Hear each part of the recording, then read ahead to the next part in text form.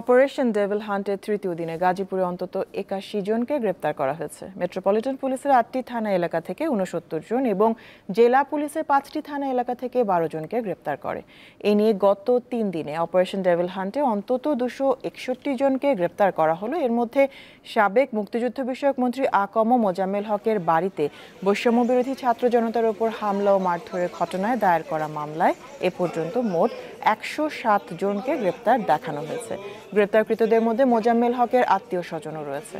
Police জানায় তাদের বিভিন্ন টিম এই ঘটনাকে অত্যন্ত গুরুত্ব দিয়ে তদন্ত কাজ চালাচ্ছে। একই সাথে অপারেশন ডেভিল হান্টের অধীনে ঘটনার সাথে জড়িত পলাতক আসামিদের গ্রেপ্তারের প্রচেষ্টাও অব্যাহত রয়েছে। অপারেশন ডেভিল হান্টে বাগেরহাটে রাতভর অভিযান চালিয়ে মোংলা পৌরসভার সাবেক প্যানেল মেয়র শফিকুর রহমান সহ আওয়ামী লীগের 16 নেতাকর্মীকে আটক করেছে যৌথ বাহিনী। কুমিল্লার বিভিন্ন উপজেলায় অভিযান চালিয়ে গত 24 ঘন্টায় 19 জনকে গ্রেপ্তার করেছে যৌথ বাহিনী।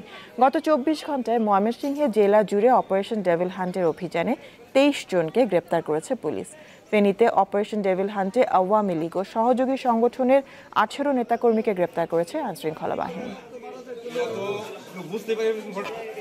অপারেশন ডেভিল হান্টের বিষয়ে জানাতে ময়মনসিংহ থেকে যোগ দিচ্ছেন সহকর্মী Mahmudul Hasan. Mahmudul, operation devil hunt ঘোষণার পর ময়মনসিংহের সার্বিক অবস্থা কেমন দেখছেন আমাদের জানাবেন। জ্যোতি, গত 3 দিন যাবৎ কিন্তু ময়মনসিংহে এই সরকার ঘোষিত অর্থাৎ স্বরাষ্ট্র মন্ত্রণালয় ঘোষিত যে ডেভিল হান্ট সেটি পরিচালনা করা হচ্ছে। এ পর্যন্ত মোট 39 জনকে এই অভিযানের আওতায় গ্রেপ্তার করা হয়েছে, যাদের সবাই আওয়ামী লীগ এবং অঙ্গ সহযোগী সংগঠনের নেতৃবৃন্দ।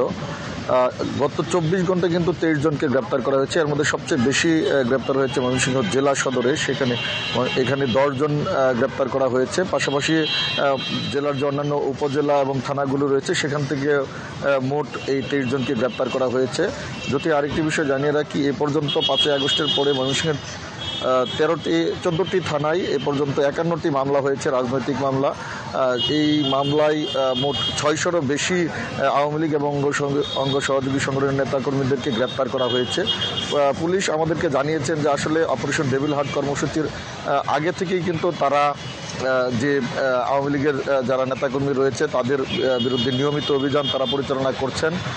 যেখানে তাদেরকে পাওয়া যাচ্ছে সেখানেই তারা গ্রেপ্তার করছেন এবং তারা যেটি জানিয়েছেন যে এই অভিযান শুরু হওয়ার পর থেকে তারা একটি কৌশল অবলম্বন করেছেন এবং একটি পরিকল্পনা করে তারা কাজ করছেন এবং বলছেন বিশৃঙ্খলাকারী যেই হোক না কেন তাদেরকে তারা এই যে অভিযান এই অভিযানের আওতায় নিয়ে আসবেন।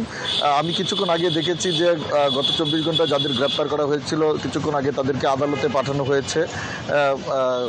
তাদেরকে বিভিন্ন মামলায় গ্রেপ্তার দেখানো হয়েছে বলে এখানকার যিনি কোতোয়ালি মডেল থানার ওসি তিনি আমাদেরকে জানিয়েছেন। যদি এই ছিল আমার কাছে ময়মনসিংহের ডেভিল হান্ট সর্বশেষ খবর। মাহমুদুল, আমাদের সাথে যুক্ত হওয়ার জন্য আপনাকে অনেক ধন্যবাদ।